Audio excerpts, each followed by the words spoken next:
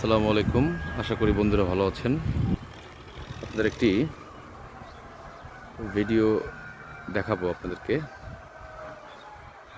দেখেন, আর অল্প কিছুদিনের মধ্যেই আমাদের সবচেয়ে দামি ফসল ধান কৃষকদের ঘরে উঠে আসবে। যেদিকে চোখ যায় শুধু ধান ক্ষেত, ধান ক্ষেত আর ধান ক্ষেত।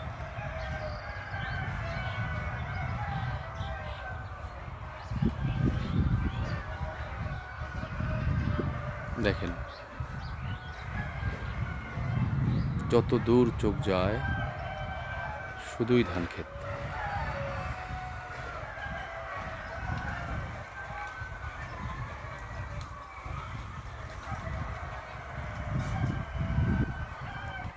কৃষকের অনেক কষ্ট, অনেক সাধনা।